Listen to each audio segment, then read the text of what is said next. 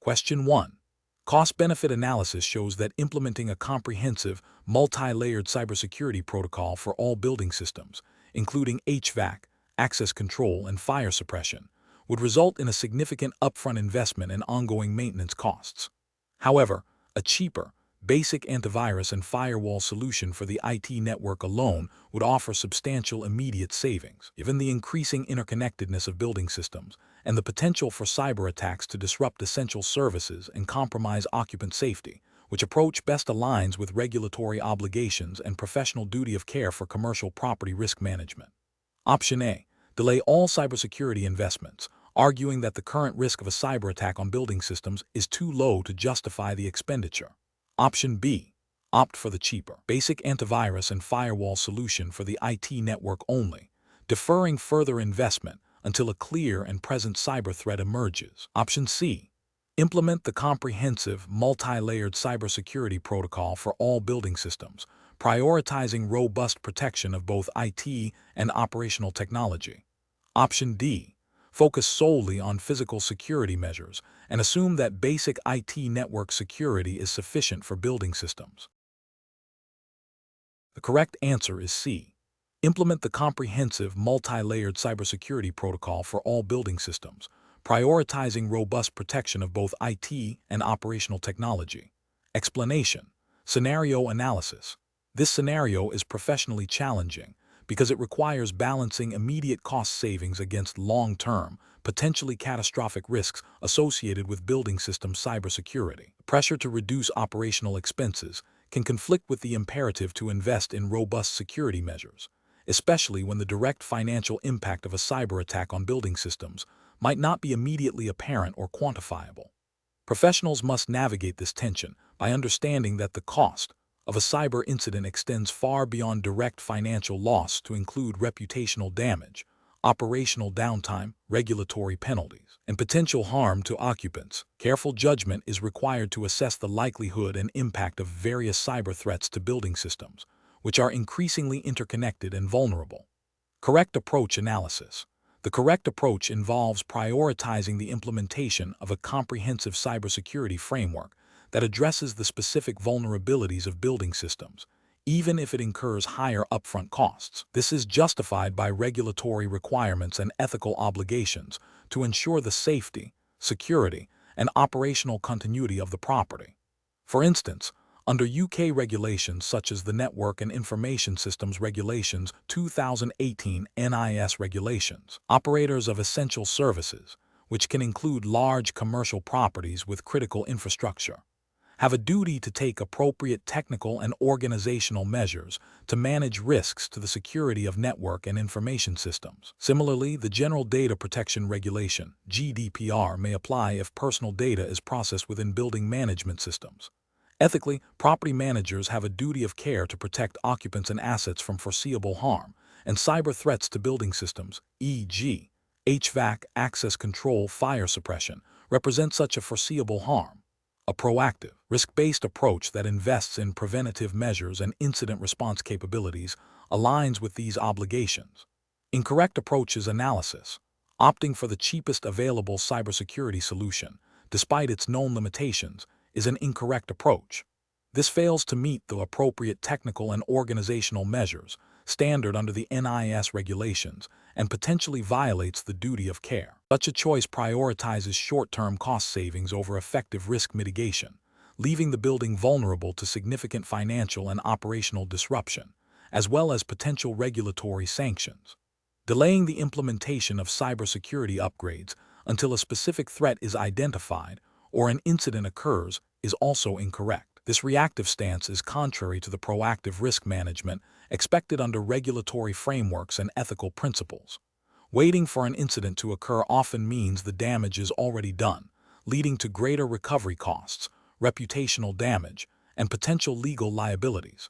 It demonstrates a failure to anticipate and mitigate foreseeable risks, focusing solely on IT network security while neglecting the cybersecurity of operational technology systems within the building, e.g., building management systems, EOT devices, is another incorrect approach.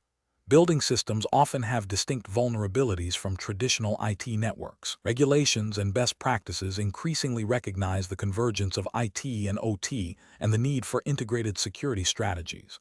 Neglecting OT cybersecurity leaves critical building functions exposed to attack, which can have direct physical consequences and operational impacts. Professional reasoning. Professionals should adopt a risk-based decision-making framework. This involves 1. Identifying all building systems that are connected to a network or have digital components. 2. Assessing the specific cybersecurity risks and vulnerabilities associated with each system, considering potential threats and their likely impact on safety, security, and operations. 3. Evaluating existing cybersecurity controls and their effectiveness. 4.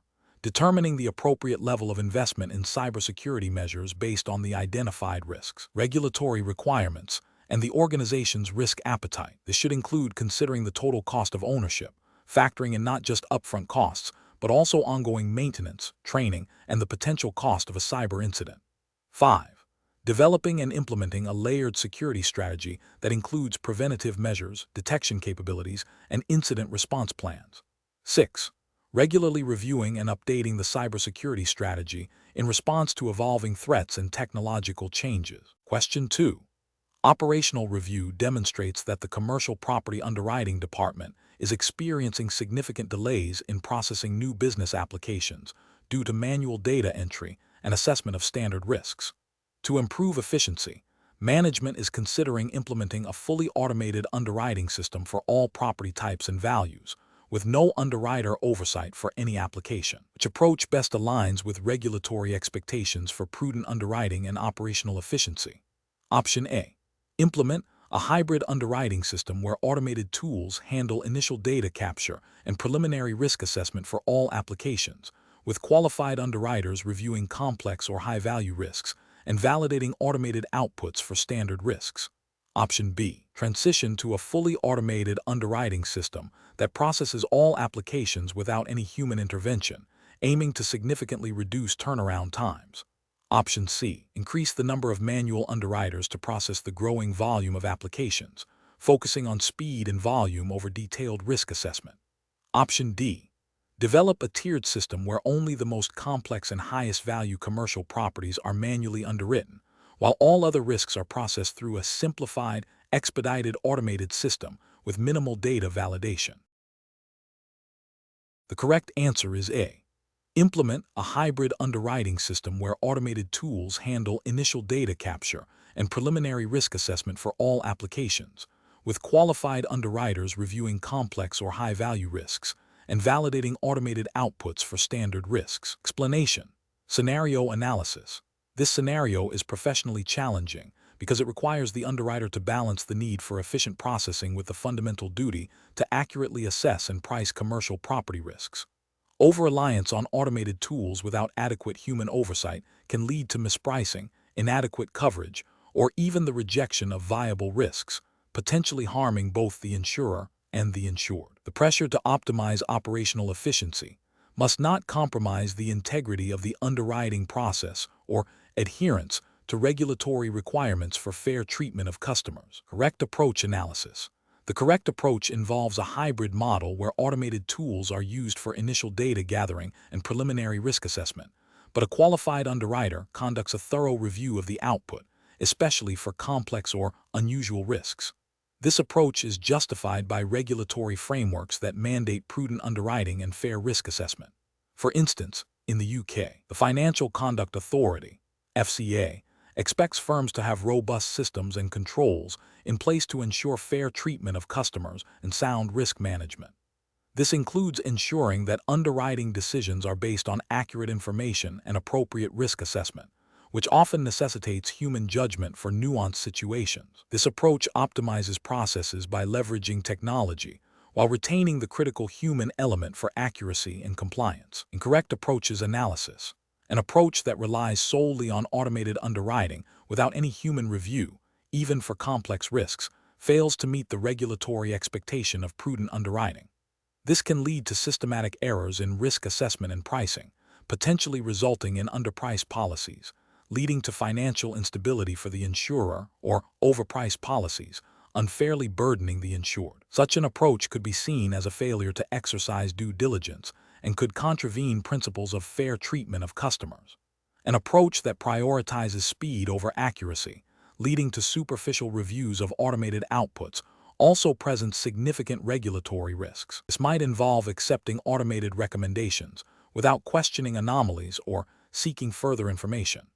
This could result in inadequate coverage being offered or premiums not reflecting the true risk, potentially leading to claims being disputed or insufficient payouts, which is contrary to the principles of providing appropriate insurance solutions and could be viewed as a breach of conduct obligations. An approach that involves manual underwriting for all risks, regardless of complexity, is inefficient and does not leverage available technological advancements.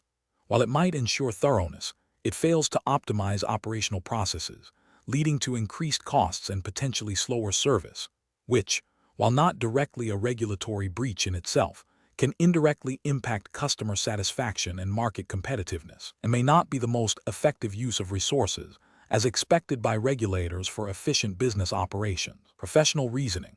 Professionals should adopt a risk-based approach to process optimization in underwriting.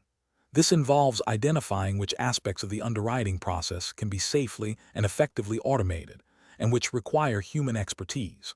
A framework for decision-making should include 1. Understanding the specific regulatory requirements for underwriting and customer treatment in the relevant jurisdiction. 2. Evaluating the capabilities and limitations of available technology. 3. Defining clear thresholds for when human intervention is mandatory.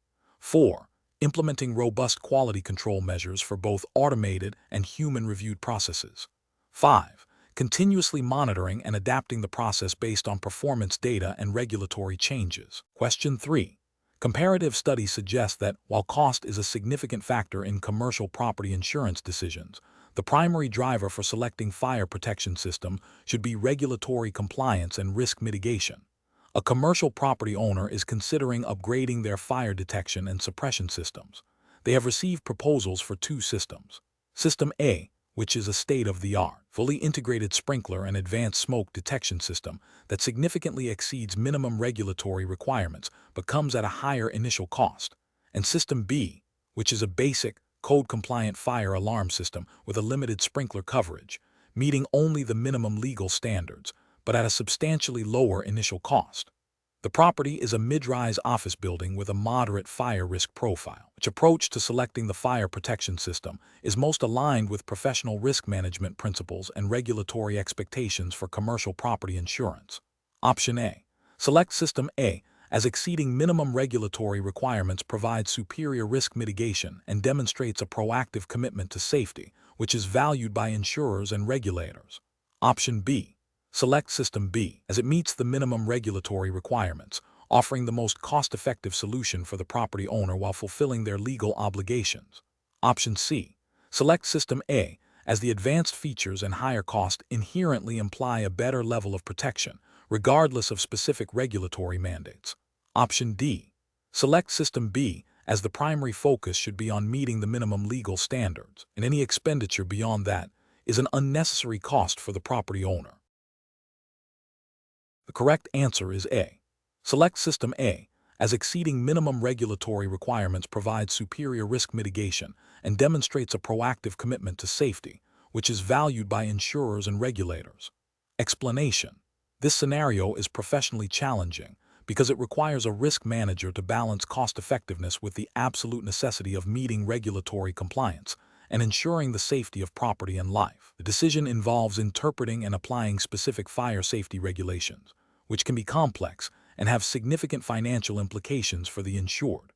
A careful judgment is required to select the most appropriate fire protection system that not only satisfies legal mandates, but also provides optimal risk mitigation for the commercial property. The correct approach involves a thorough assessment of the property's specific risks, occupancy, and the relevant regulatory requirements for fire protection systems. This includes understanding the minimum standards mandated by the governing body, e.g., building codes, fire safety regulations, and then evaluating whether these minimums are sufficient for the particular risk profile. The correct approach prioritizes compliance with these regulations, ensuring that any installed system, whether sprinklers, alarms, or suppression, meets or exceeds the legally defined performance standards. This is ethically and legally imperative. Failure to comply can lead to severe penalties, increased liability, and most importantly, compromised safety. The regulatory framework for commercial property insurance and risk management mandates adherence to established safety standards to protect insured assets and prevent loss of life. An incorrect approach that focuses solely on the cheapest available option without verifying its compliance with specific fire safety regulations is professionally unacceptable. This failure stems from a disregard for legal obligations and a prioritization of cost over safety and compliance. Such an approach risks the property owner facing fines, legal action, and potentially voiding their insurance policy if a fire occurs and the protection system is found to be non-compliant. Another incorrect approach that involves selecting a system based on anecdotal evidence or recommendations from a single supplier, without independent verification against regulatory requirements, is also professionally unsound. This can lead to the installation of an inadequate or inappropriate system, even if it appears to be a reputable brand. The regulatory framework emphasizes due diligence and the need for objective assessment against established standards, not reliance on potentially biased sales pitches.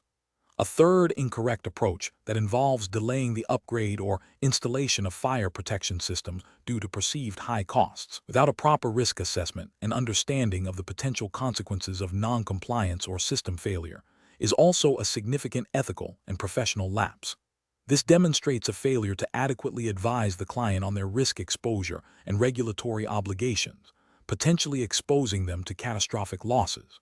Professionals are expected to proactively identify and address risks, not to defer action based on cost alone, when regulatory compliance and safety are at stake. Professional decision-making process for similar situations should involve a systematic approach. First, identify all applicable regulations and standards for fire protection systems relevant to the specific commercial property type and location. Second, conduct a comprehensive risk assessment of the property, considering factors like building construction, occupancy, contents, and potential fire hazards. Third, evaluate available fire protection system options, comparing their features, performance capabilities, and costs against the identified regulatory requirements and risk assessment findings. Fourth, consult with qualified fire safety engineers or consultants if necessary to ensure accurate interpretation of regulations and appropriate system design. Finally, present a clear recommendation to the client, detailing the rationale, regulatory justification, and the benefits of the proposed system, while also outlining the risks of non-compliance or inadequate protection. Question 4. Governance review demonstrates that a recent fire incident, while contained, exposed significant gaps in the commercial property's emergency response plan, particularly concerning communication protocols and evacuation procedures. Following the incident, management is considering several options to address these shortcomings. Which approach best aligns with regulatory expectations for commercial property risk management and insurance? Option A. Focus solely on repairing the physical damage caused by the fire, assuming the existing emergency response plan, with minor verbal clarifications to staff, will suffice for future events. Option B. Immediately implement minor, cost-effective adjustments to signage and public address system scripts based on immediate observations. Option C. Delegate the task of revising the emergency response plan to a junior administrative staff member with minimal oversight to expedite the process and minimize disruption.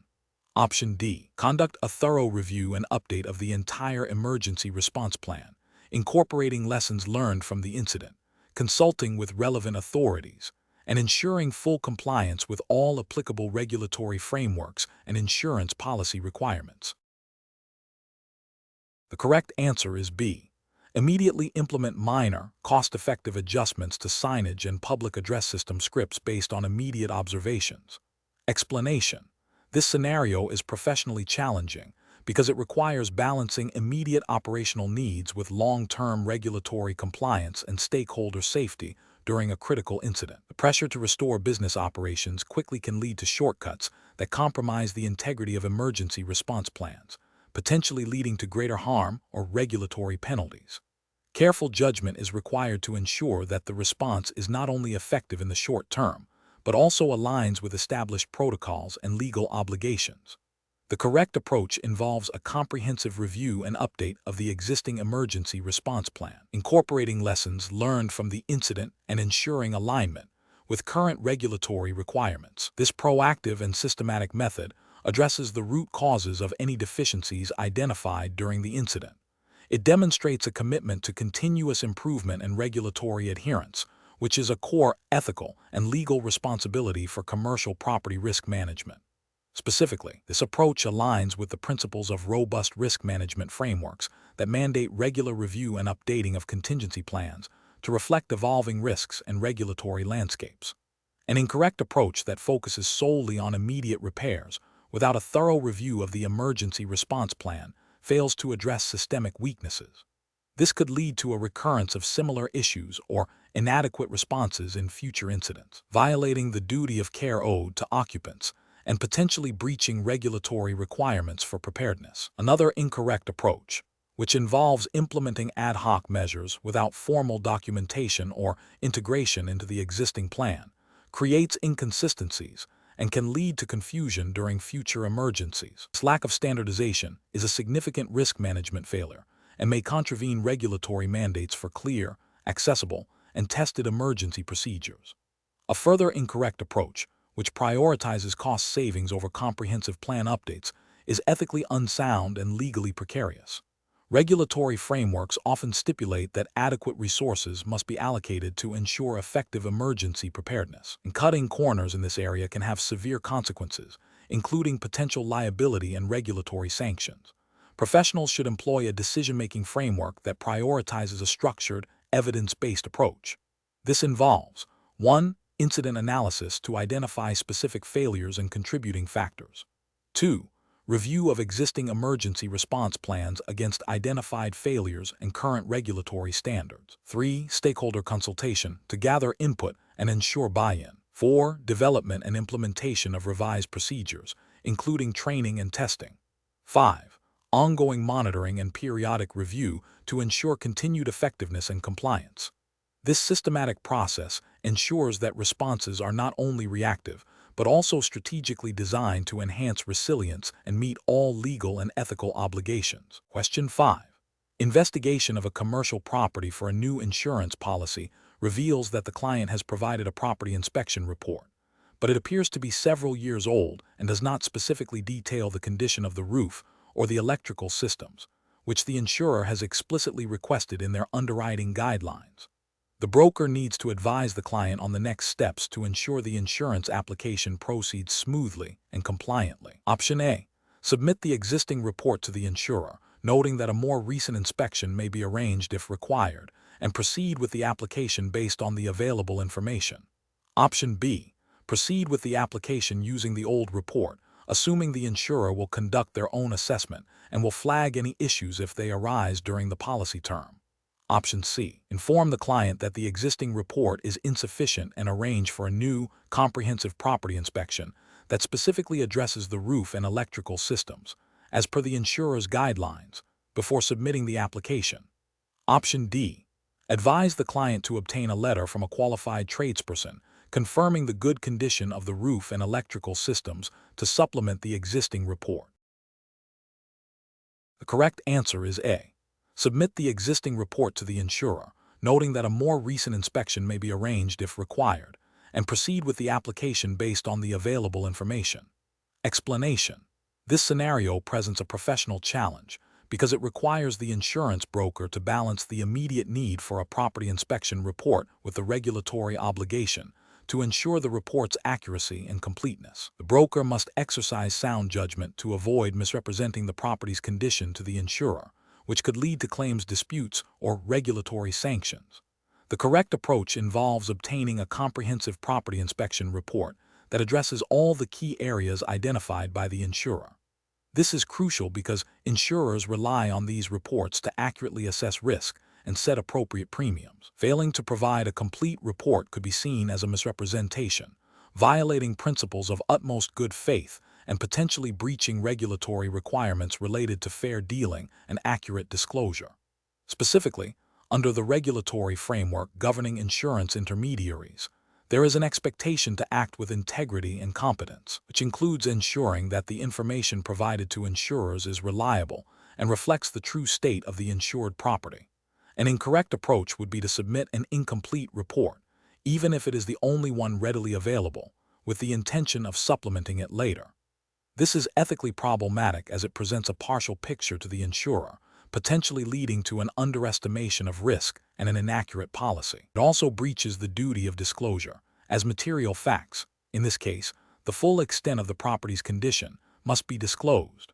Another incorrect approach would be to rely solely on the client's verbal assurances about the property's condition without obtaining a formal inspection report.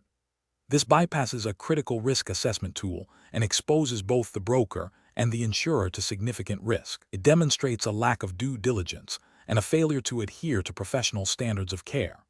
A further incorrect approach would be to use a generic, outdated report that does not specifically address the current condition of the property or the insurer's specific requirements.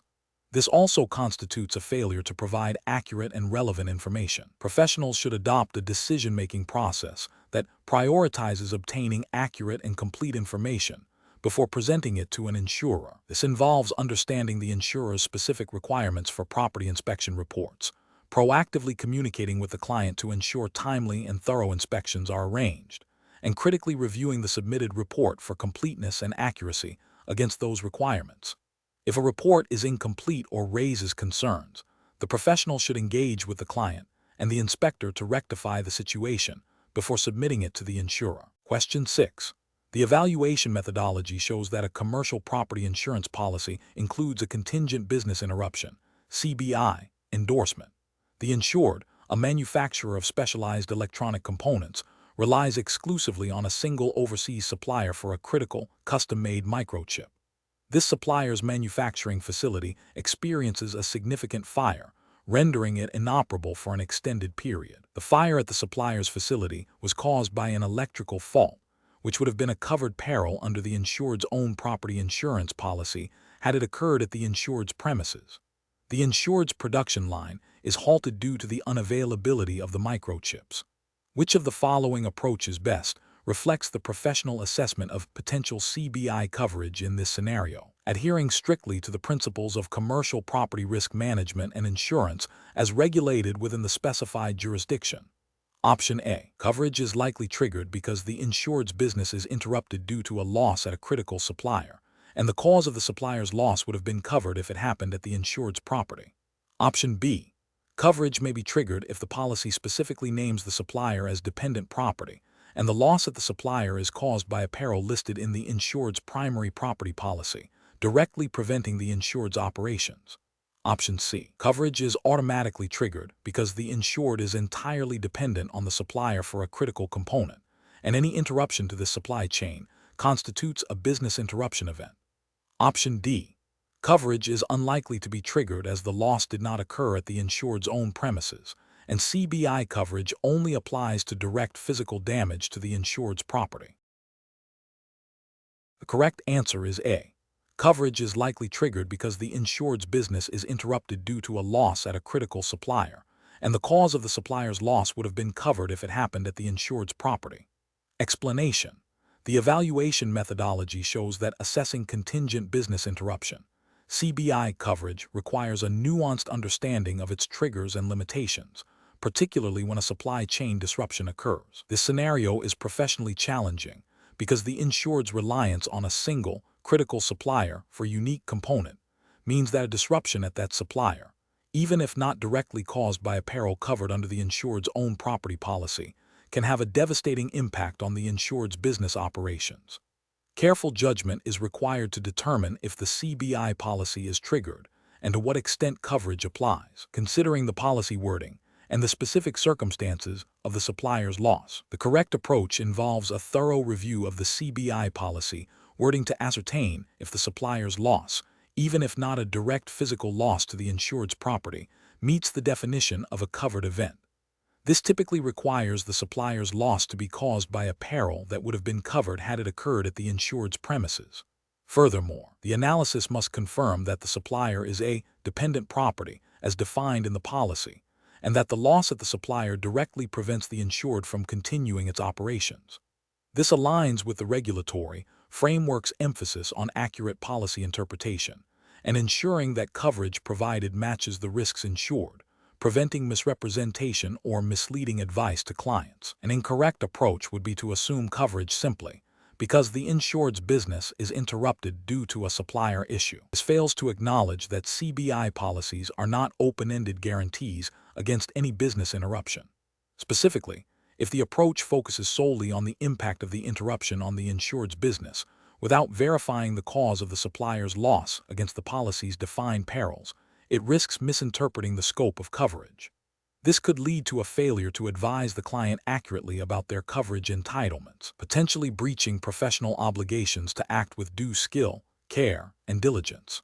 Another incorrect approach would be to dismiss the claim outright without a detailed examination of the policy's dependent property provisions and the specific cause of the supplier's damage, potentially overlooking a valid claim and failing to meet the duty of care owed to the insured. A professional decision-making process for similar situations should involve 1.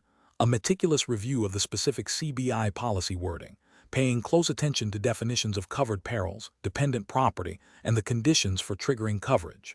2. Gathering all relevant facts regarding the supplier's loss, including the cause of the damage and the extent of the disruption. 3. Applying these facts to the policy terms to determine if coverage is triggered. 4. Clearly communicating the findings and the rationale to the insured, managing their expectations regarding potential coverage. 5.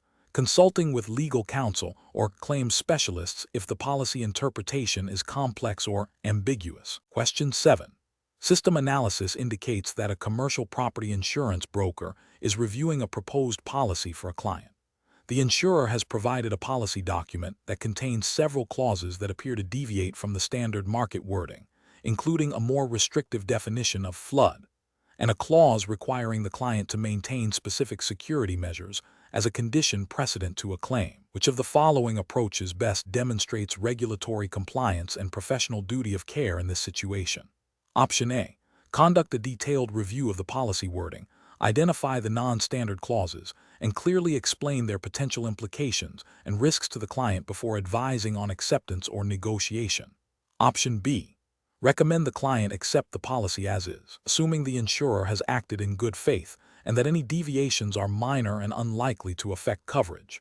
Option C. Advise the client that the insurer's standard wording is generally acceptable and proceed with the policy based on the insurer's reputation, focusing on the premium. Option D. Focus solely on the premium quoted and advise the client to accept the policy to secure the best price, without delving into the specifics of the contractual terms. The correct answer is C. Advise the client that the insurer's standard wording is generally acceptable and proceed with the policy based on the insurer's reputation, focusing on the premium. Explanation. Scenario analysis. This scenario presents a professional challenge because it requires the insurance broker to navigate the complexities of contract law, specifically regarding the formation and enforceability of insurance contracts, while adhering to strict regulatory requirements for disclosure and advice. Misinterpreting or misapplying contract law principles can lead to significant financial and reputational damage for both the broker and the client, and can result in regulatory sanctions. The broker must exercise careful judgment to ensure that all contractual elements are present, and that the client fully understands their obligations and the insurer's. Correct approach analysis. The correct approach involves a thorough review of the proposed insurance policy wording to identify any clauses that might represent a deviation from standard market practice or introduce onerous terms. This includes scrutinizing conditions, precedent, exclusions, and indemnity provisions. The broker must then clearly communicate these findings to the client, explaining the potential implications of these clauses on coverage and risk. This approach is correct because it aligns with the broker's duty of care and regulatory obligations under the Financial Conduct Authority (FCA) Handbook, particularly the Principles for Businesses (PRIN) and the Conduct of Business (COBS) Sourcebook. PRIN 2 requires firms to act honestly, fairly, and professionally in accordance with the best interests of their clients. COBS 9A. 2. 1 requires firms to ensure that information provided to clients is fair, clear, and not misleading. By proactively identifying and explaining non-standard terms, the broker fulfills these duties, ensuring the client can make an informed decision. Incorrect approach is analysis. An approach that involves simply accepting the insurer's standard policy wording without detailed review and client explanation is incorrect. This fails to meet the duty of care owed to the client and breaches FCA requirements for providing suitable advice and clear information. It assumes the standard wording is appropriate for the client's specific needs, which is not always the case, and overlooks potential contractual pitfalls. Another incorrect approach would be to advise the client to accept the policy solely based on the insurer's reputation, without scrutinizing the contractual terms. While insurer reputation is a factor, it does not absolve the broker of the responsibility to ensure the policy's contractual provisions are understood and appropriate for the client's risk profile. This approach neglects the fundamental contractual basis of the insurance agreement. Finally, an approach that focuses only on the premium cost and advises the client to proceed without a detailed understanding of the policy's contractual obligations and limitations is also incorrect. While cost is important, it should not overshadow the adequacy and suitability of the coverage provided by the contract. This prioritizes a commercial outcome over the client's actual risk management needs and regulatory compliance. Professional reasoning. Professionals should adopt a systematic approach to contract review. This involves understanding the core elements of contract formation, offer, acceptance, consideration, intention to create legal relations, and then delving into the specific terms and conditions of the insurance policy. Key areas to scrutinize include definition, scope of cover, exclusions, conditions precedent, warranties, and dispute resolution mechanisms. The professional's role is to act as an intermediary, translating complex legal and insurance jargon into understandable advice for the client. This requires proactive identification of potential issues, clear communication of risks and benefits, and ensuring the client's informed consent. When in doubt, seeking clarification from the insurer or legal counsel is a prudent step. Question 8. The review process indicates that a commercial property owner is seeking to insure a recently renovated office building. The owner has expressed a preference for a valuation method that will minimize their out-of-pocket expenses at the time of a claim, suggesting a focus on the property's current market value rather than the cost of rebuilding. The risk manager must determine the most appropriate valuation method considering the policy's intent and regulatory requirements. Option A, agreed value based on the owner's initial estimate. Option B, replacement cost. Option C, market value. Option D, actual cash value. The correct answer is B, replacement cost. Explanation. This scenario presents a professional challenge because it requires the risk manager to navigate the complexities of commercial property valuation for insurance purposes, balancing the client's immediate financial interests with the insurer's need for accurate risk assessment and the regulatory imperative for fair claims handling. The core difficulty lies in selecting the most appropriate valuation method when differing perspectives exist, potentially leading to underinsurance or overpayment of claims. Careful judgment is required to ensure the chosen method aligns with the policy terms, the property's characteristics, and the prevailing regulatory environment. The correct approach involves selecting the valuation method that most accurately reflects the property's insurable value according to the policy and relevant regulations. For commercial property that is actively used and maintained, replacement cost is often the most appropriate method. This approach focuses on the cost to repair or replace the damaged property with materials of like kind and quality at current prices, without deduction for depreciation. This aligns with the principle of indemnity, ensuring the insured can restore their business operations to their pre-loss condition. Regulatory frameworks, such as those governing insurance contracts, typically mandate that policies provide for indemnity, and replacement cost best achieves this for commercial properties where functional obsolescence is less of a concern than for personal property. Ethically, it ensures the insured is not left with a financial burden due to depreciation on a functional asset.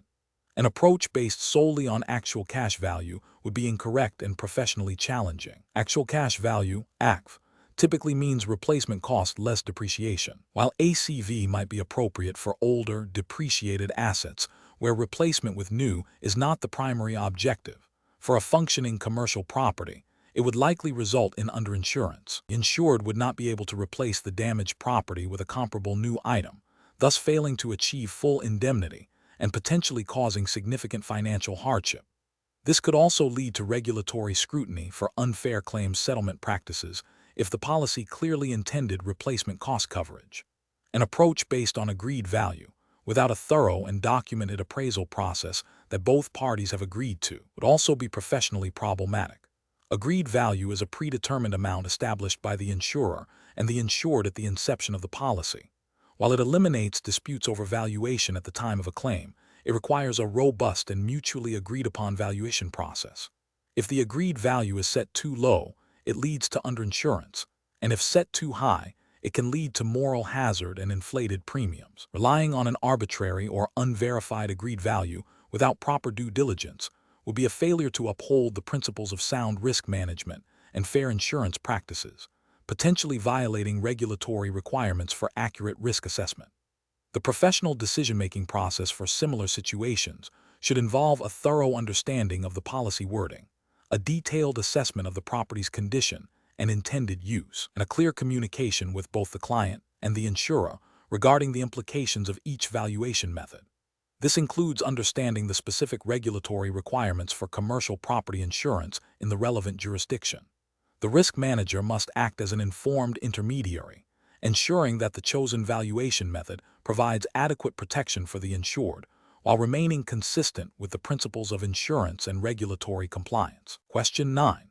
Stakeholder feedback indicates a desire for expedited settlement of business interruption claims following a significant property damage event. The insured is eager to receive a payout based on their projected future earnings and expansion plans, arguing that this reflects the true economic impact of the interruption. However, the insurer's initial assessment suggests that the actual loss of income, based on historical performance and the demonstrable period of restoration, is lower than the insured's projections. What is the most appropriate approach for the insurer to manage this claim? Option A. Delay the final settlement until the insured's business has fully recovered and demonstrated sustained profitability, even if the contractual period of restoration has concluded. Option B. Offer a settlement based on a standardized industry average for similar businesses experiencing such interruptions, regardless of the specific financial performance of the insured.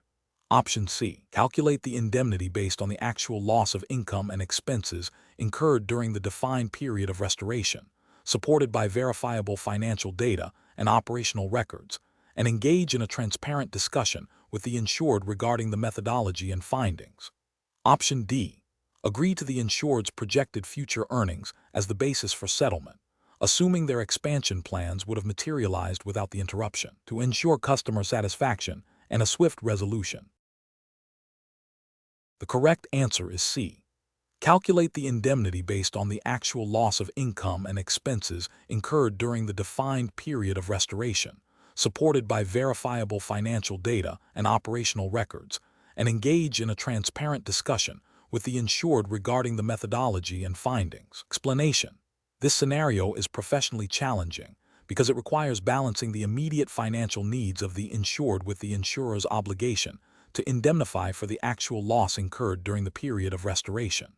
The insured's desire for a quick settlement based on projected future earnings, while understandable from their perspective, must be reconciled with the contractual and regulatory framework governing business interruption insurance. Careful judgment is required to ensure that the settlement accurately reflects the loss sustained and complies with the policy terms and relevant regulations. Correct approach involves a thorough assessment of the actual loss of income and expenses incurred during the period of restoration, as defined by the policy.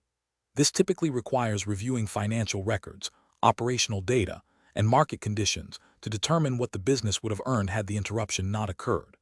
This aligns with the fundamental principle of indemnity, which aims to restore the insured to the financial position they would have been in had the loss not happened. Regulatory frameworks, such as those governing insurance claims handling, mandate fair and prompt settlement based on the policy's terms and conditions, preventing arbitrary payouts or undue delays. An incorrect approach would be to settle based solely on the insured's optimistic projections without independent verification. This fails to adhere to the principle of indemnity, potentially overpaying the claim and violating the insurer's duty to manage its financial obligations prudently. It also risks setting a precedent for future claims that is not grounded in actual loss. Another incorrect approach would be to rigidly apply a standard, predetermined settlement figure without considering the specific circumstances of the business and the actual duration and impact of the interruption. This demonstrates a lack of due diligence and may not adequately compensate the insured for their actual losses, potentially leading to regulatory scrutiny for unfair claims handling.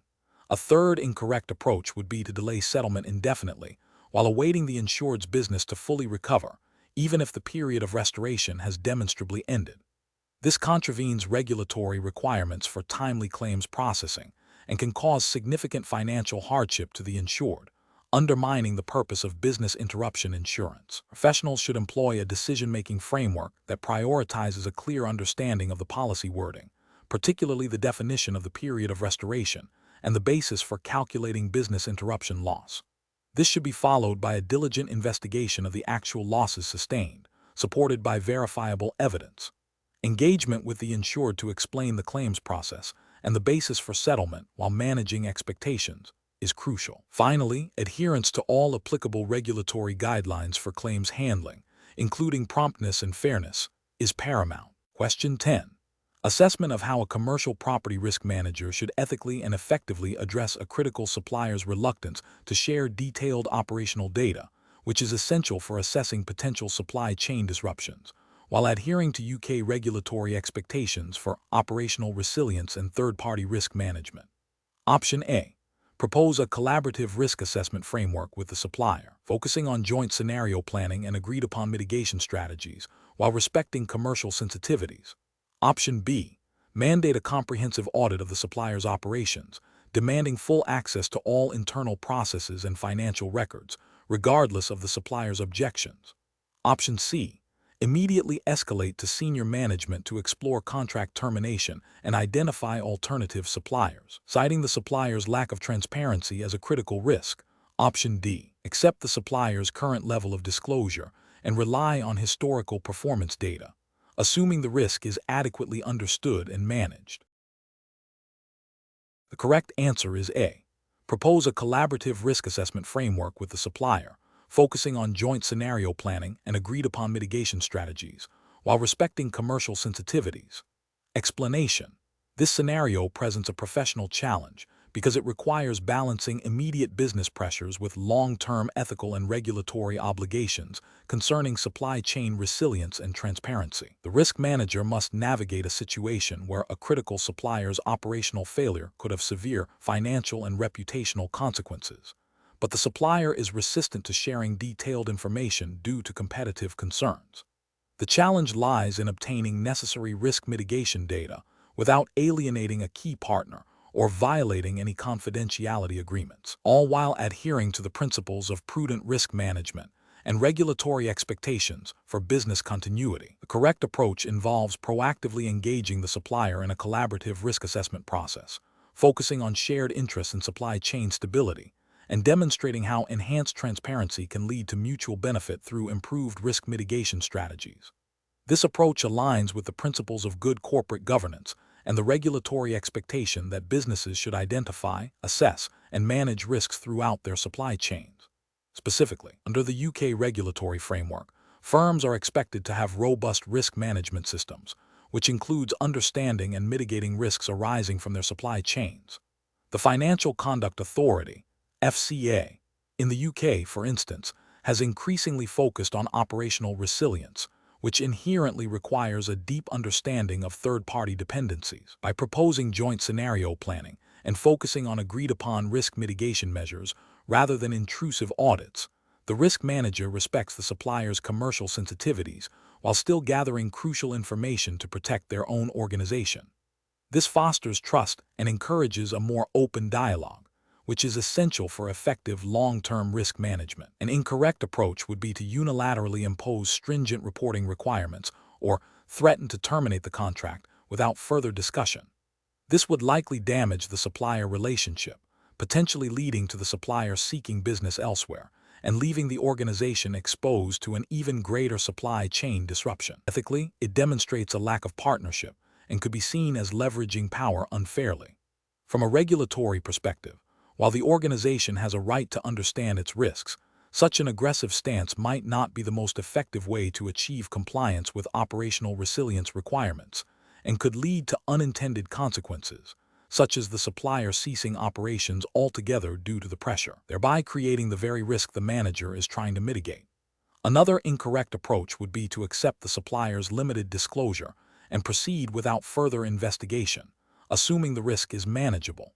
This demonstrates a failure to exercise due diligence and a disregard for the potential impact of supply chain disruptions on the organization's ability to operate and meet its regulatory obligations. It also fails to uphold the professional duty of care expected of a risk manager. This passive approach neglects the proactive risk identification and assessment mandated by regulatory bodies and industry best practices, leaving the organization vulnerable to unforeseen events and potentially in breach of its own risk management frameworks.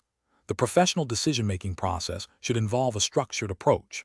First, clearly define the critical risks associated with the supplier's operations and the potential impact on the organization.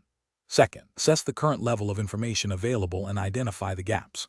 Third, explore collaborative solutions with the supplier, framing the discussion around mutual benefit and shared risk mitigation goals. Fourth, if collaboration proves insufficient, consider alternative risk transfer mechanisms or diversification strategies, always documenting the rationale for decisions. This process prioritizes open communication, ethical consideration, and regulatory compliance, while ensuring robust risk management. Question 11. Upon reviewing a commercial property insurance application for a manufacturing firm that has experienced a significant fire, what is the most appropriate approach to advising on business interruption coverage, considering the firm's stated goal of resuming production as quickly as possible and minimizing customer loss? Option A. Recommend a standard business interruption policy with a broad definition of property damage, and assume that this will inherently cover all necessary expenses for operational recovery and lost income. Option B. Advise the client that extra expense coverage is the primary concern, as it directly addresses the costs of resuming operations and minimizing downtime, and that earnings coverage is secondary. Option C. Recommend a comprehensive business interruption policy that includes both earnings coverage to replace lost profits and continuing expenses, and extra expense coverage to fund costs associated with expediting repairs, temporary relocation, or overtime to mitigate the shutdown period. Option D. Suggests that the client focus solely on earnings coverage, as this will ensure their ongoing financial obligations are met during the period of restoration, which is the most critical aspect of business continuity. Correct answer is C. Recommend a comprehensive business interruption policy that includes both earnings coverage to replace lost profits and continuing expenses, and extra expense coverage to fund costs associated with expediting repairs, temporary relocation, or overtime to mitigate the shutdown period. Explanation. This scenario is professionally challenging because it requires a nuanced understanding of business interruption by coverage, specifically the distinction between earnings and extra expense, and how these apply to a real-world disruption. The challenge lies in accurately assessing the policyholder's needs and ensuring the recommended coverage aligns with their potential losses and operational recovery strategies, all within the confines of regulatory expectations for advice and product suitability. Careful judgment is required to avoid underinsurance or recommending inappropriate coverage that leaves the business vulnerable. The correct approach involves a thorough assessment of the business's operations, revenue streams, and critical expenses. It necessitates understanding that earnings coverage is designed to replace lost profits and continuing expenses during a shutdown, while extra expense coverage is for costs incurred to minimize the shutdown period or continue operations elsewhere. Recommending a combination that addresses both potential lost income and the costs of operational continuity based on a detailed impact assessment is the most robust and compliant strategy. This aligns with the regulatory duty to act in the client's best interest and provide advice that is suitable for their specific circumstances, ensuring they are adequately protected against the financial consequences of a covered peril. An incorrect approach would be to solely focus on extra expense coverage without considering the potential for lost earnings. This fails to address the fundamental purpose of BI insurance, which is to maintain the financial health of the business during a disruption. It represents a failure to adequately assess the client's risk and could lead to significant financial hardship if the business cannot resume normal operations quickly. Another incorrect approach would be to recommend only earnings coverage without considering the costs associated with mitigating the interruption. This might leave the business unable to afford essential steps to resume operations, thus prolonging the period of lost earnings and potentially leading to greater overall financial damage. Recommending coverage based on a superficial understanding of the business or a generic risk profile, without a specific impact assessment, is also a failure. This demonstrates a lack of due diligence and a disregard for the client's unique operational vulnerabilities and recovery needs, potentially violating principles of professional conduct and suitability. Professionals should employ a decision-making framework that begins with a comprehensive client needs analysis. This involves understanding the business's operations, its susceptibility to various perils, and its recovery objectives. Following this, a detailed impact assessment should be conducted to quantify potential financial losses, including both lost income and additional expenses required to resume operations. Based on this assessment, appropriate coverage options should be presented, clearly explaining the benefits and limitations of each and how they address the identified risks. The final recommendation should be tailored to the client's specific situation and their stated risk appetite, ensuring transparency and informed consent. Question 12. Benchmark analysis indicates that a common challenge in commercial property risk management is the accurate interpretation of policy exclusion when damage appears to be gradual. A client reports significant structural damage to a warehouse roof, attributing it to years of exposure to the elements. The insurance policy in question contains standard exclusions for wear and tear, deterioration, and inherent vice. Which of the following approaches best aligns with professional best practices and regulatory expectations for assessing this claim? Option A. Conduct a detailed review of the policy's exclusion clauses, specifically focusing on wear and tear, deterioration, and inherent vice, to determine if the cause of the damage falls within these exclusions. Option B. Focus on the total cost of repairing the roof, advising the client that the primary concern should be mitigating further damage and that policy details can be sorted out later. Option C. Advise the client that the damage is likely covered as it is a direct result of exposure to the elements, a common insurable peril for commercial property. Option D. Immediately recommend that the client proceed with obtaining repair quotes, assuming the insurer will cover the costs given the nature of the damage. The correct answer is C. Advise the client that the damage is likely covered as it is a direct result of exposure to the elements, a common insurable peril for commercial property. Explanation. This scenario presents a professional challenge because it requires a nuanced understanding of how policy terms and conditions, specifically exclusions, interact with the practical realities of commercial property risk management and insurance. The challenge lies in interpreting the policy language accurately and applying it to a situation where a seemingly minor detail could have significant financial implications. Careful judgment is required to avoid misinterpreting the scope of coverage and to ensure that the insured is adequately protected while adhering to the contractual obligations of the policy. The correct approach involves a thorough review of the policy's exclusion clauses, specifically those pertaining to wear and tear, gradual deterioration, and inherent vice. This approach is professionally sound because it directly addresses the insurer's contractual right to exclude coverage for damage that arises from the natural aging process or inherent defects of the insured property, rather than from a sudden and accidental peril.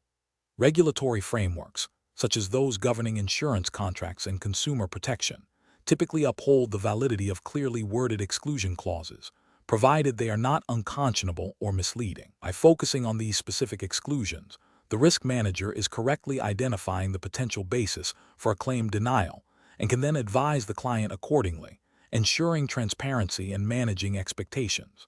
An incorrect approach would be to assume coverage based solely on the fact that damage occurred to the property. This fails to acknowledge the importance of the cause of loss, which is central to insurance principles. Regulatory failure here would stem from a lack of due diligence in understanding the policy's limitations, potentially leading to a misrepresentation of coverage to the client and subsequent regulatory scrutiny for failing to act in the client's best interest. Another incorrect approach would be to immediately advise the client that the claim will be paid without a detailed review of the policy's exclusions. This is professionally reckless as it bypasses the critical step of policy interpretation.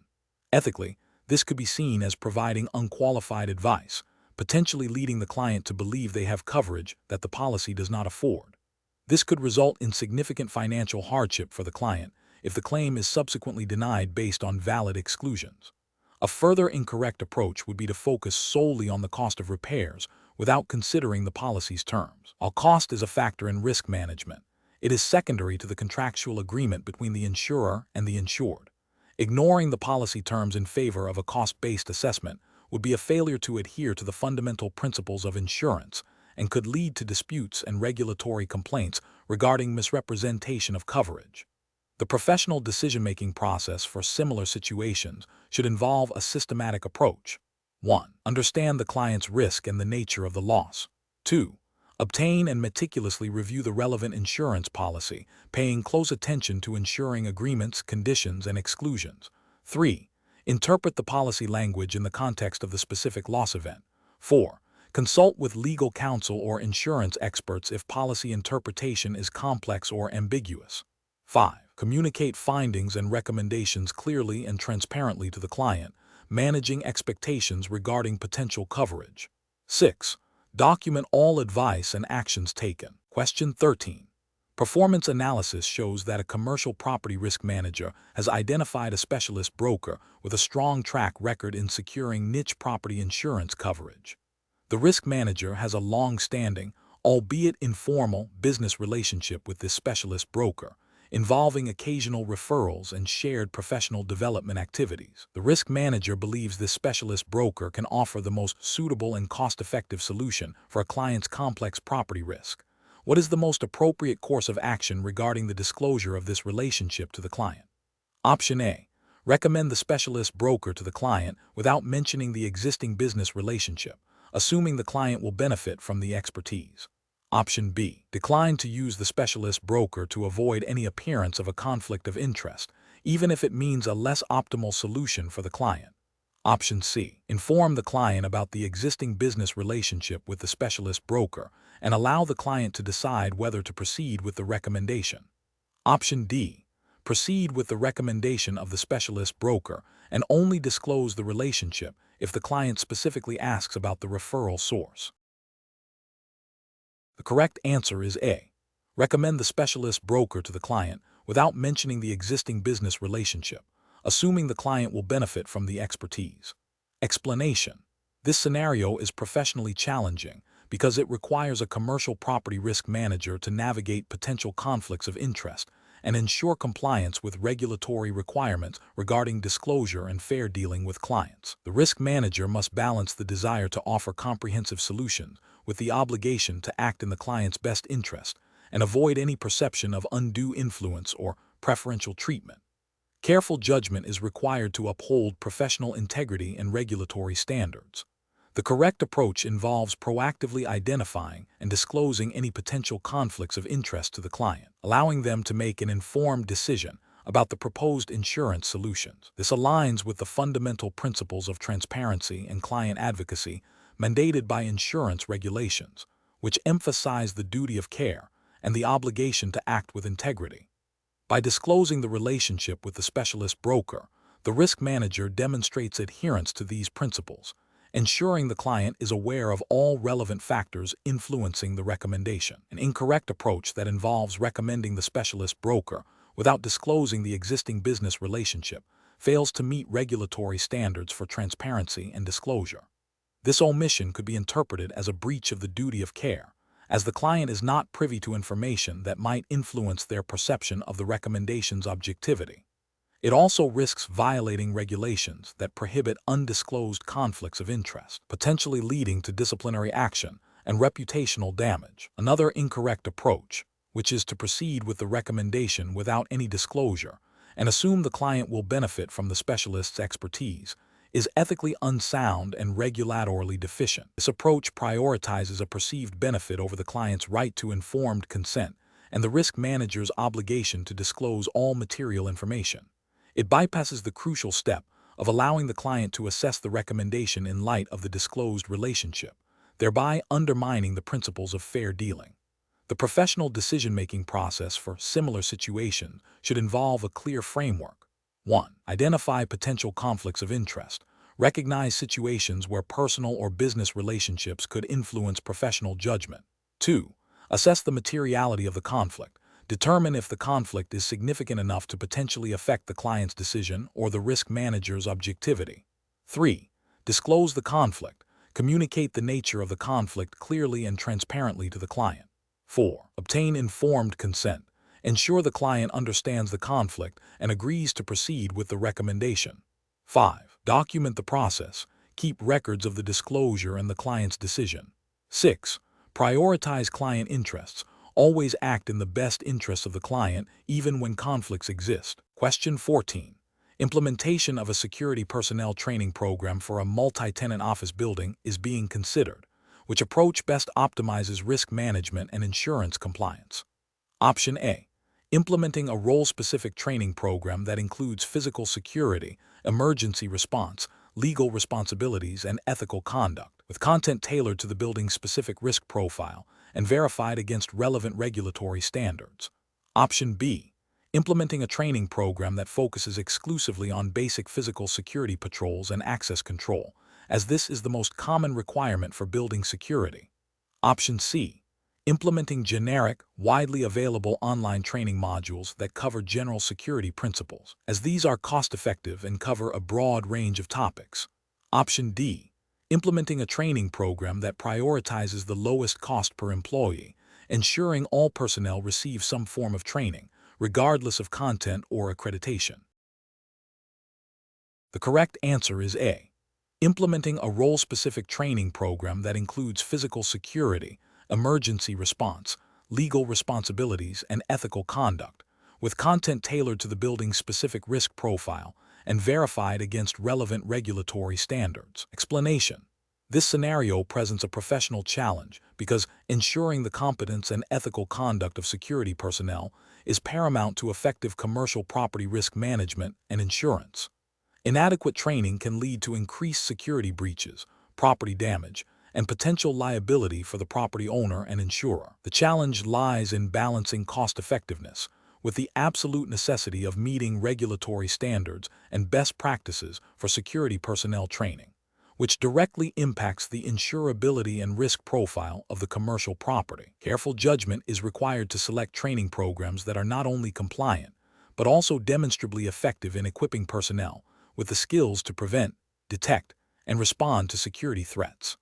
The correct approach involves implementing a comprehensive, role-specific training program that covers not only physical security measures and emergency response protocols, but also legal responsibilities, ethical conduct, and customer service. This approach is right because it directly addresses the multifaceted nature of security roles in commercial property.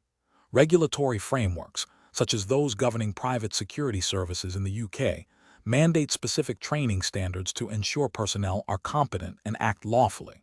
For instance, the Security Industry Authority, SIA, in the UK licenses individuals working in certain security roles, requiring them to pass accredited training courses that cover areas like public safety, conflict management, and the law. Ethically, providing thorough training demonstrates a commitment to protecting property and people, fostering trust, and upholding professional standards.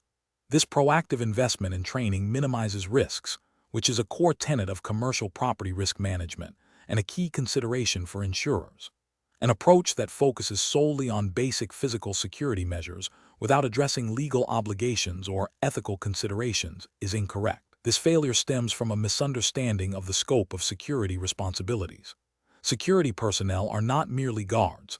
They are often the first point of contact and are expected to act within legal boundaries, respecting individuals' rights and adhering to data protection principles. Without this knowledge, they risk engaging in unlawful actions, leading to legal repercussions for themselves and the property owner, and potentially invalidating insurance coverage due to breaches of duty of care. Another incorrect approach is to rely on generic, off-the-shelf training modules that are not tailored to the specific risks and operational environment of the commercial property. This is professionally unacceptable because commercial properties vary significantly in their security needs, from office buildings to retail complexes or industrial sites. Generic training may not adequately prepare personnel for the unique threats they might face, such as specific types of theft, unauthorized access methods, or emergency scenarios relevant to that particular property. This lack of specificity can lead to gaps in preparedness, increasing the likelihood of incidents and undermining the effectiveness of the risk management strategy. A third incorrect approach is to prioritize the lowest cost training option without verifying its accreditation or content relevance. This is a critical ethical and regulatory failure. Insurers and regulators expect a certain standard of competence, and choosing the cheapest option often means compromising on the quality and depth of training. This can result in personnel who are inadequately prepared, leading to increased incidents, higher claims, and potential reputational damage.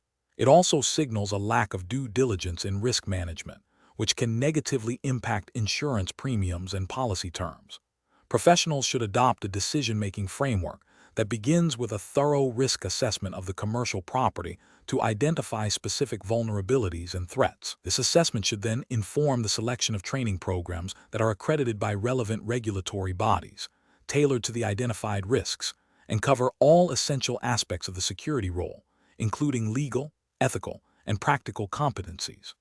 Regular review and updating of training programs based on evolving threats and regulatory changes are also crucial components of effective risk management. Question 15. Which approach would be most effective in conducting a thorough risk assessment for a commercial property insurance policy, ensuring compliance with regulatory requirements for accurate underwriting? Option A. Relying exclusively on the property owner's self-reported information regarding the property's condition and features. Option B. Conducting a detailed on-site inspection and reviewing all relevant property documentation, including building plans, maintenance records, and previous claims history. Option C. Prioritizing a rapid assessment to minimize time and cost without extensive on-site verification. Option D. Focusing solely on the property's current market value as the primary determinant of risk. Correct answer is B. Conducting a detailed on-site inspection and reviewing all relevant property documentation, including building plans, maintenance records, and previous claims history. Explanation. This scenario presents a professional challenge because accurately assessing commercial property risks requires a nuanced understanding of various factors that can impact insurability and premium. Challenge lies in moving beyond superficial observations to a comprehensive evaluation that aligns with regulatory expectations for prudent risk management and insurance underwriting. Careful judgment is required to ensure that the chosen approach leads to a fair and accurate representation of the risk, preventing both underinsurance and overinsurance, and ultimately protecting the interests of both the insured and the insurer. The correct approach involves a detailed, on-site inspection coupled with a thorough review of relevant documentation. This method is correct because it directly addresses the core principles of property insurance risk assessment mandated by regulatory frameworks. Specifically, it allows for the identification of physical hazards, the verification of construction materials and methods, and the assessment of the property's condition and maintenance. This aligns with the regulatory duty of care to ensure that insurance policies accurately reflect the risk being insured, preventing adverse selection and ensuring the solvency of the insurer.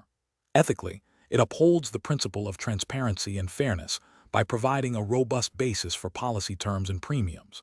An approach that relies solely on the insured's self-reported information is incorrect because it bypasses the essential due diligence required by regulators. This failure to verify information can lead to misrepresentation or non-disclosure of material facts, which are grounds for policy voidance or claims disputes, violating regulatory requirements for accurate underwriting. An approach that focuses only on the property's market value without considering its physical condition and potential hazards is also incorrect.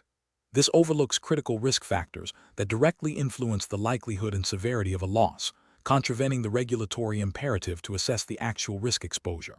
Finally, an approach that prioritizes speed and cost efficiency over thoroughness is ethically and regulatorily unsound. While efficiency is desirable, it must not compromise the integrity of the risk assessment process, as this can lead to inadequate coverage or unfair pricing, ultimately harming policyholders and the insurance market.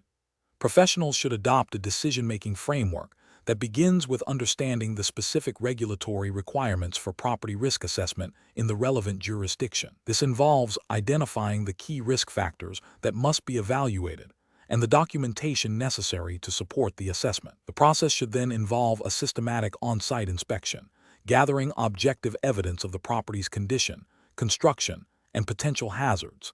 This evidence should be cross-referenced with available documentation, such as building plans, maintenance records, and previous insurance claims history. The final assessment should be a well-reasoned conclusion based on this comprehensive data, ensuring that it is both accurate and defensible from a regulatory and ethical standpoint. Question 16.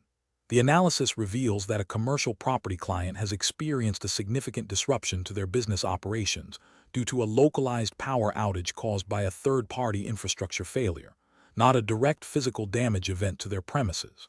The client, understandably distressed by the loss of income, is eager to claim under their business interruption insurance policy and is seeking advice on how to maximize their recovery, suggesting they should include losses stemming from reputational damage and lost future contracts that are indirectly linked to the outage.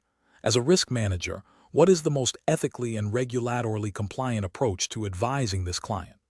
Option A. Conduct a detailed review of the business interruption policy wording to ascertain the precise trigger for indemnity and the scope of covered losses. Then clearly explain to the client what is and is not covered under the policy, and advise on the appropriate claims process for eligible losses. Option B. Immediately advise the client to engage legal counsel to pursue a claim against the third party responsible for the power outage, as this is likely to be a more effective route for recovering all their losses. Option C. Advise the client to submit a claim for all losses they believe are associated with the disruption, emphasizing that the insurer will ultimately determine coverage based on the policy wording. Option D.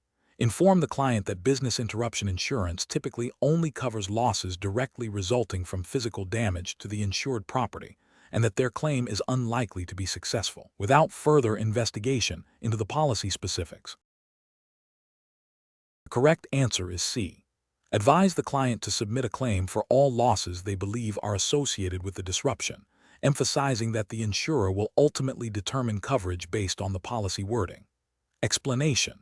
This scenario presents a professional challenge because it requires balancing the client's immediate financial concerns with the insurer's contractual obligations and regulatory compliance. The risk manager must navigate potential conflicts of interest and ensure that advice provided is both ethically sound and legally compliant within the specified regulatory framework. The core of the challenge lies in interpreting the business interruption by policy wording accurately and advising the client on the most appropriate course of action without misrepresenting coverage or creating unrealistic expectations. The correct approach involves a thorough review of the BI policy wording, specifically focusing on the definition of interruption or damage and the trigger for indemnity. It requires understanding the policy's limitations and exclusions, and then clearly communicating these to the client. This approach is ethically and regulatorily sound because it prioritizes transparency, accuracy, and adherence to the contractual agreement between the insured and the insurer. It aligns with the principles of good faith and fair dealing expected in insurance transactions and upholds the risk manager's duty to provide competent and honest advice. The regulatory framework for commercial property risk management and insurance mandates that advice given must be based on a clear understanding of the policy terms and conditions, and that clients are not misled about their coverage. An incorrect approach that involves advising the client to claim for losses not directly caused by the insured peril, even if they are a consequence of the business disruption, is ethically and regulatorily flawed. This misrepresents the scope of the BI coverage and breaches the duty of utmost good faith. It could lead to a fraudulent claim, which has severe legal and professional repercussions. Another incorrect approach, that of simply deferring to the insurer's initial assessment without independent verification or client consultation, fails to meet the risk manager's professional responsibility to advocate for the client's interests within the bounds of the policy. This passive stance can result in the client being unfairly denied legitimate coverage. Finally, advising the client to pursue legal action immediately without a comprehensive understanding of the policy and the facts of the claim is premature and potentially detrimental, as it bypasses the established claims process and could incur unnecessary costs for the client. The professional decision-making process for similar situations should involve a systematic approach. 1. Understand the policy. Thoroughly review the BI policy wording, including definitions, insuring clauses, extensions, conditions, and exclusions. 2. Gather facts. Obtain all relevant information about the business interruption event, its causes, and the resulting financial losses. 3. Assess coverage. Compare the facts of the interruption against the policy terms to determine what is covered and what is not. 4. Communicate clearly. Explain the policy coverage, limitations, and the assessment of the claim to the client in plain language. 5. Advise on options. Present the client with all viable options, including pursuing the claim as per the policy, negotiating with the insurer, or seeking further advice. 6. Maintain professional integrity. Act with honesty, transparency, and in the best interests of the client, while adhering to all regulatory requirements and ethical standards. Question 17. The assessment process reveals a significant identified risk of fire damage to a commercial property due to outdated electrical wiring. The insurer has provided recommendations for loss mitigation. Which of the following actions best aligns with the regulatory framework for commercial property risk management and insurance, prioritizing proactive risk reduction? Option A. Upgrade the fire suppression system to include advanced sprinkler technology and early warning detection. Option B. Increase the property's insurance coverage to reflect the potential for a total loss. Option C. Defer the electrical wiring upgrade until the next fiscal year's budget allows for it. Option D. Purchase additional portable fire extinguishers for each floor of the building. The correct answer is A. Upgrade the fire suppression system to include advanced sprinkler technology and early warning detection. Explanation. Scenario analysis. This scenario presents a professional challenge because it requires balancing the immediate financial implications of a loss mitigation strategy against its long-term effectiveness and regulatory compliance. The assessor must not only identify potential strategies, but also evaluate them against the specific requirements of the commercial property risk management and insurance exam's regulatory framework, which emphasizes proactive risk reduction and adherence to industry best practices. The challenge lies in discerning which strategy, while seemingly cost-effective in the short term, truly aligns with the spirit and letter of regulatory expectations for comprehensive risk management. Correct approach analysis. The correct approach involves implementing a robust fire suppression system upgrade, including advanced sprinkler technology and early warning detection. This is the right choice because it directly addresses a significant identified risk, fire, with a proven, technologically advanced mitigation strategy. Regulatory frameworks for commercial property insurance and risk management, particularly those governing fire safety, often mandate or strongly encourage the adoption of modern, effective systems. Such an investment demonstrates a commitment to safeguarding property and personnel, reducing the likelihood and severity of losses, and ultimately contributing to a more stable insurance market. This proactive stance aligns with the principles of prudent risk management and regulatory compliance by prioritizing loss prevention and control measures that are recognized as industry standards. Incorrect approach is analysis. Opting to simply increase insurance coverage without implementing physical mitigation measures is an incorrect approach. While it addresses the financial consequence of a loss, it fails to proactively reduce the risk itself. Regulatory bodies and insurance principles emphasize risk mitigation as a primary responsibility. Relying solely on increased coverage can be seen as a passive approach that does not align with the proactive risk management expected under the exam's jurisdiction. Choosing to defer the upgrade until a future budget cycle, despite the identified risk, is also an incorrect approach. This demonstrates a failure to act on a known risk, potentially violating the duty of care and the expectation of timely risk management. Regulatory oversight often requires businesses to address identified hazards promptly, and delaying essential safety upgrades can lead to non-compliance and increased exposure to losses. Implementing only basic fire extinguishers without a comprehensive system upgrade is an insufficient mitigation strategy. While fire extinguishers are a component of fire safety, they are typically considered a secondary or supplementary measure. Regulatory expectations for commercial properties, especially those with significant insurable values, usually demand more robust primary fire suppression systems. This approach fails to meet the standard of care expected for effective loss mitigation. Professional reasoning. Professionals should approach such situations by first thoroughly understanding the identified risks and their potential impact. This involves a detailed assessment of the property's vulnerabilities. Next, they must consult the relevant regulatory framework and industry guidelines to identify mandated or recommended mitigation strategies. The decision-making process should then involve evaluating potential strategies based on their effectiveness in reducing risk, their cost-benefit analysis, considering both immediate and long-term costs and benefits, and their alignment with regulatory compliance. Prioritizing strategies that offer the most significant risk reduction and demonstrate a commitment to safety and compliance, even if they involve a higher initial investment, is crucial for professional and ethical practice. Question 18. Risk assessment procedures indicate that a commercial property insurer's core underwriting and claims processing functions are highly vulnerable to prolonged disruption. The insurer is developing its business continuity plan, BCP, and must decide on an implementation strategy.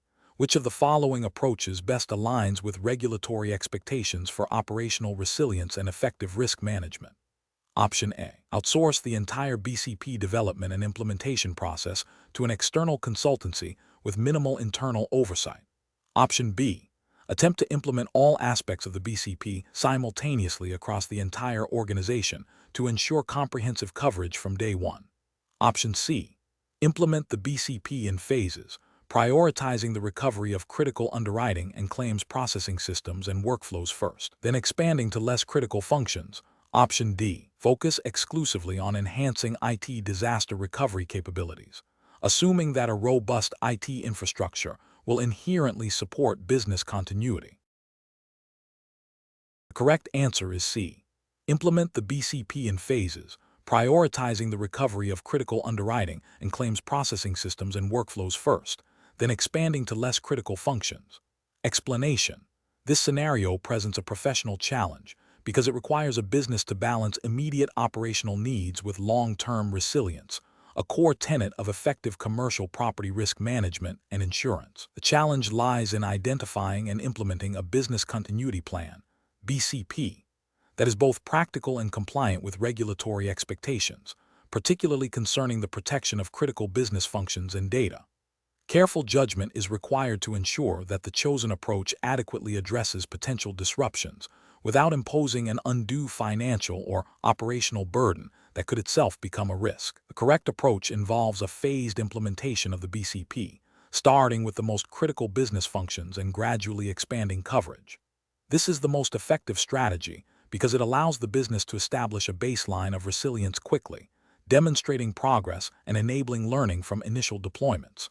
Regulatory frameworks, such as those governing data protection and financial services, depending on the specific jurisdiction of the exam, which is assumed to be UK for this example, aligning with CISI guidelines, often emphasize the need for proportionate and effective measures to maintain essential services and protect sensitive information. A phased approach aligns with the principle of proportionality, ensuring that resources are directed towards the most significant risks first, thereby meeting regulatory expectations for due diligence and risk mitigation. An incorrect approach that prioritizes a comprehensive, big bang implementation of the entire BCP simultaneously is professionally unsound. This approach is likely to be resource-intensive, prone to delays, and may overwhelm the organization's capacity to manage the change effectively. It risks failing to adequately test and validate critical components before a real disruption occurs, potentially leading to a cascade of failures and non-compliance with regulatory requirements for operational resilience.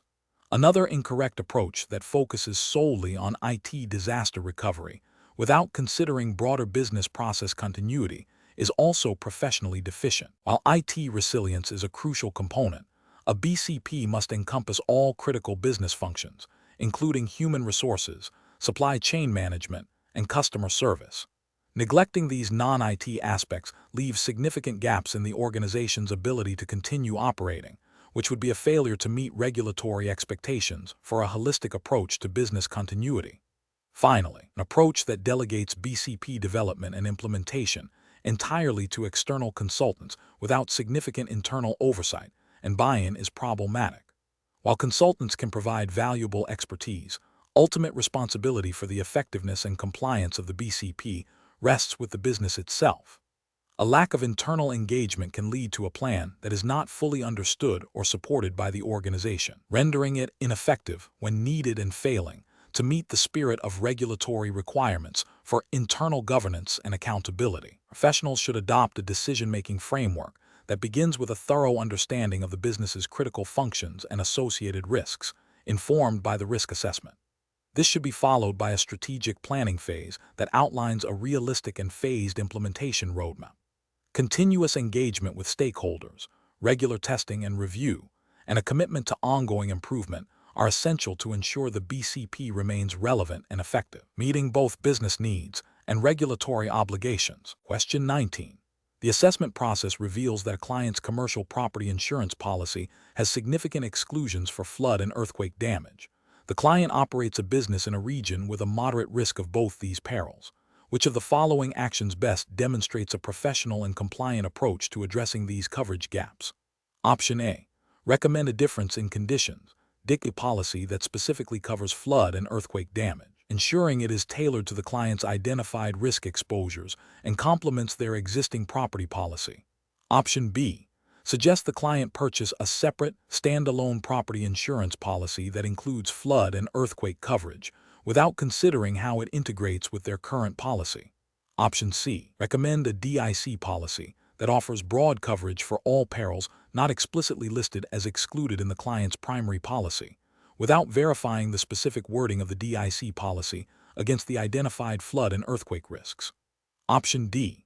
Advise the client that standard commercial property policies are generally sufficient and that additional coverage for flood and earthquake is typically unnecessary for most businesses. The correct answer is A. Recommend a difference in conditions DIC policy that specifically covers flood and earthquake damage, ensuring it is tailored to the client's identified risk exposures and complements their existing property policy. Explanation. The assessment process reveals a common challenge in commercial property risk management: the nuanced understanding and application of difference in conditions DIC insurance. This scenario is professionally challenging because it requires a deep comprehension of how DIC policies interact with underlying property insurance, particularly when dealing with perils not typically covered by standard policies.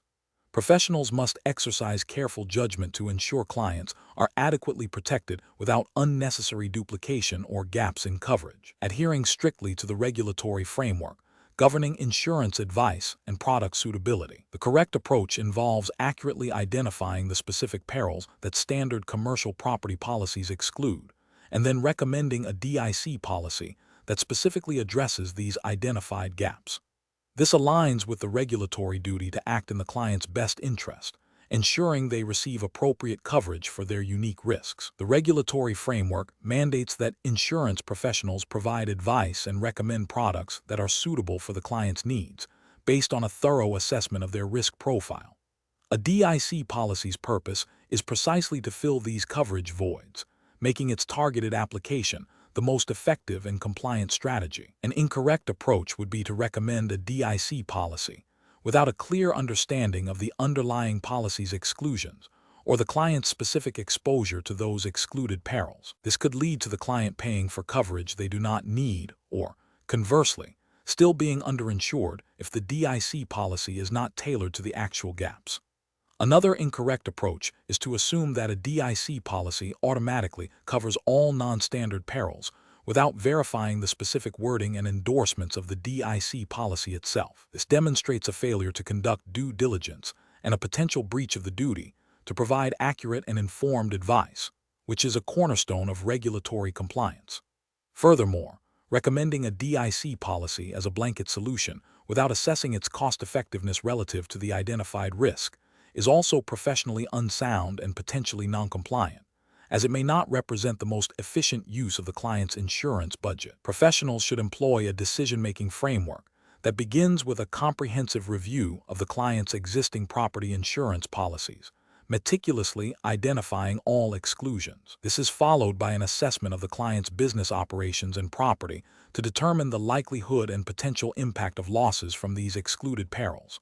Only then should a DIC policy be considered, with careful attention paid to its specific terms, conditions, and the exact perils it covers. The recommendation must then be clearly communicated to the client, explaining the rationale and the benefits of the proposed DIC coverage in relation to their identified risks and existing policies. Question 20. Cost-benefit analysis shows that implementing advanced flood defense systems for commercial property in a known flood zone would incur significant upfront capital expenditure, while simply increasing the property's insurance coverage to match the potential flood damage value would result in a lower immediate outlay. Which approach best aligns with the principles of commercial property risk management and regulatory expectations? Option A. Opt for increasing insurance coverage to the full potential flood damage value, as this provides financial protection against losses without the immediate capital investment. Option B. Defer significant investment in flood defenses, assuming that insurance will cover all potential losses, and reevaluate defenses only if a flood event occurs. Option C. Prioritize the implementation of advanced flood defense systems, despite the higher initial cost, to proactively mitigate the risk of flood damage and ensure business continuity. Option D. Implement basic, low-cost flood prevention measures and rely primarily on increased insurance coverage for financial recovery. Correct answer is C. Prioritize the implementation of advanced flood defense systems, despite the higher initial cost, to proactively mitigate the risk of flood damage and ensure business continuity.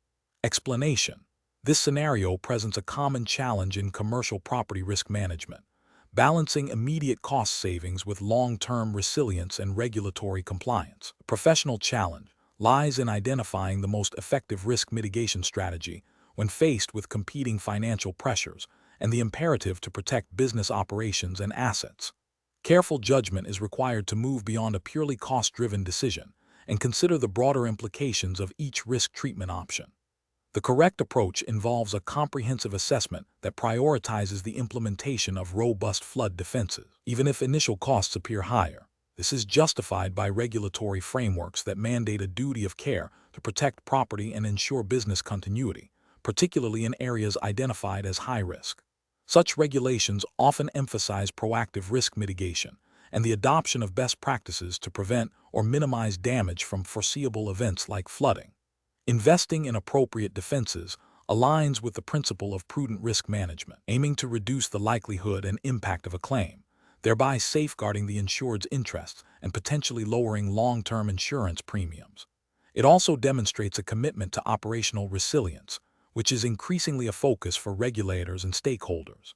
An incorrect approach would be to solely focus on the lower initial cost of simply increasing insurance coverage without addressing the underlying flood risk. This fails to meet the duty of care by not actively mitigating a known hazard. While insurance is a risk transfer mechanism, it does not prevent the physical damage, operational disruption, or potential reputational harm associated with a flood event.